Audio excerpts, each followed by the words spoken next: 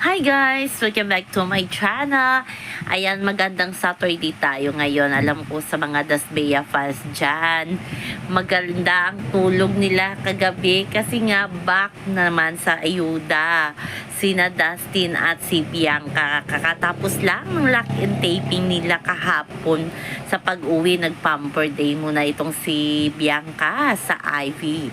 At si Dustin ay diretso agad trabaho at binisita ang unang baby niya, ang Iraya. Yes, diretso kaagad si Dustin sa kanyang negosyo, di ba? Kaya doon sa Lodo itong si Bianca, dahil talagang businessman na businessman si Dustin pagdating sa kanyang negosyo. Pag artista naman sa aktingan, artista na artista din itong si Dustin. So marami ang nag-wish na Dasbea na sana kahapon daw sa gabi, sana bisitahin daw ni Bianca si Dustin sa Iraya.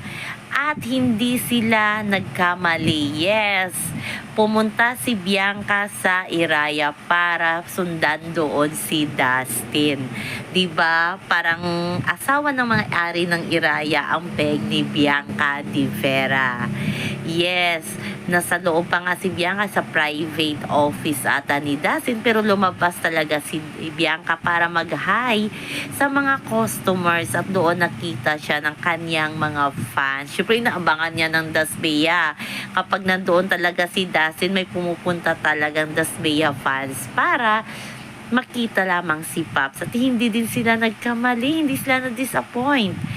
Nandoon talaga si Bianca, nakipagkwentuhan at talagang para feel mo talaga na close na din itong si Bianca sa mga staff ng Iraya at sa kanila, sa business partner ni Dustin.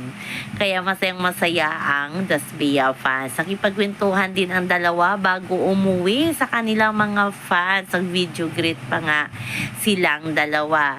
Suot-suot ni Bianca ang jacket ni Dustin kasi nung papunta si Bianca, yung pagdating ni Bianca ay hindi siya naka-jacket. At yung pinasuot ni Dustin, yung jacket na suot niya. Si Dustin naman ay kumuha ng extra jacket sa kanyang kotse. Yun ang sabi ng kanilang mga fans. So happy kasi back to Iraya na si Bianca. Wala nang magsasabing wag i-upload yan, bawal i-upload yan. May freedom na talaga ngayon ang Dasbea kung ano ang gagawin nila in public. So yun lang po guys ang ating update sa ngayon sa mga kinikilig na Dasbea fans. More ayuda to come. Please like, share, and subscribe my channel para ma-update kayo sa mga bago kong upload. Always remember, wag po tayong magpaka-stress. Please like, share, and subscribe my channel.